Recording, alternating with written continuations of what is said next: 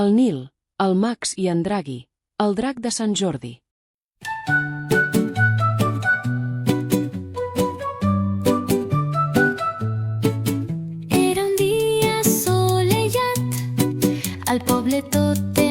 Era un bonic dia de primavera al poble de Montflor. Les cases estaven decorades amb banderes vermelles i roses colorides als jardins. Era el dia de Sant Jordi. Segons la tradició, els cavallers lluitaven contra dracs per protegir la gent i regalaven roses a les persones estimades. En Nil i en Max estaven emocionats. Feia dies que es preparaven. En Nil portava una armadura de cartró pintat de color vermell i en Max de color blau. Les seves espases de fusta brillaven al sol. Avui serem els cavallers més valents del regne, va dir en Nil, ajustant-se al casc. I trobarem el drac, va afegir en Max. Diuen que viu en una cova fosca més enllà del bosc.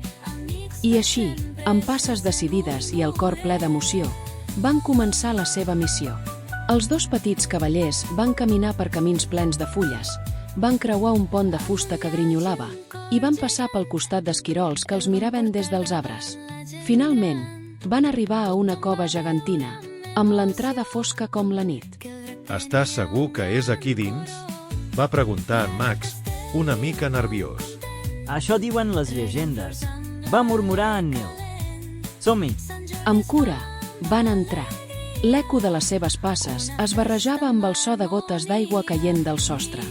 Però, en comptes de trobar un monstre gegant que treia foc per la boca, van veure una figura petita, arraulida al fons.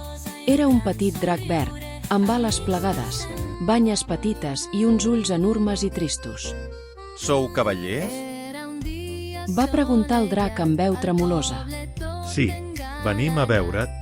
Va respondre en Max. Em dic Draghi. La gent em té por. No vull fer mal a ningú, però em persegueixen i em criden. Sempre estic sol i m'avorreixo molt. Va dir el petit drac.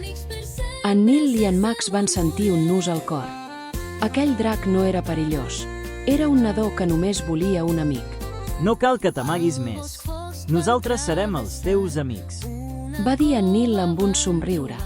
En Draghi no s'ho podia creure. Per primera vegada, algú volia estar amb ell sense por.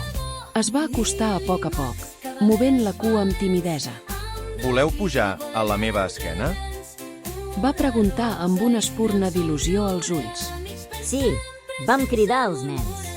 En Draghi va estendre les ales i, amb un fort cop, es va enlairar.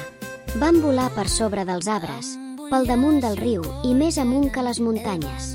Els núvols els fregaven les galtes i els ocells els saludaven en passar.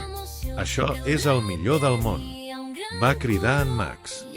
Draghi, ets increïble, va afegir en Nil. Després de volar una bona estona, en Draghi els va tornar a la cova. Però ara ja no semblava fosca ni tenebrosa. Era el lloc on havia nascut una amistat veritable. Hem d'ensenyar a tothom que no ets perillós, va dir en Nil mentre s'acomiadaven per aquell dia. Et portarem al castell. L'endemà, en Nil i en Max van preparar un pla. Van posar en Draghi un llaç gegant vermell perquè semblés encara més simpàtic i el van portar volant fins al castell del poble. Alguns veïns els van veure i van començar a cridar. És el drac, amagueu-vos! Però en Max va pujar damunt d'una caixa de fusta i va alçar la veu. No tingueu por, aquest és en Draghi, és bo, i ara és el nostre amic. Els nens del poble van ser els primers a acostar-s'hi. Van riure quan en Draghi va fer bombolles pel nas i van aplaudir quan els va ensenyar a volar en cercles petits. A poc, els adults també s'hi van animar. Van veure que en Draghi no llançava foc ni rugia. Només volia jugar, volar i fer nous amics. L'alcalde, emocionat, va declarar: a partir d'ara, en Draghi serà el nostre drac guardià i viurà amb nosaltres al castell. Des d'aquell dia, en Draghi es va convertir en l'amic de tothom. Ajudava a regar els jardins amb el seu alè calentor, volava amb els nens pel cel i dormia sota la gran torre del castell. I quan va tornar el dia de Sant Jordi, en Nil i en Max no van lluitar contra cap drac. En lloc d'això, li van regalar a en Draghi una rosa feta amb pètals i molt d'amor. Gràcies per ensenyar-nos que ser diferent no és una cosa dolenta, li va dir en Max. I que els veritables herois no sempre porten espases, va afegir en Neil. En Draghi va somriure i li va caure una llàgrima d'alegria, que va brillar com si fos màgica. Des d'aleshores, al poble de Montflor, la festa de Sant Jordi la celebren tots junts, cavallers, aldeans i també el drac més tendre de tots. I van viure moltes aventures junts, feliços per sempre. Però Draghi, Draghi, drac petit, amb ales i cor bonic, vine amb nosaltres a jugar, que junts sabrem volar. Per camins i ponts de fusta, pel bosc van caminar, fins que en una cova fosca un petit drac van trobar.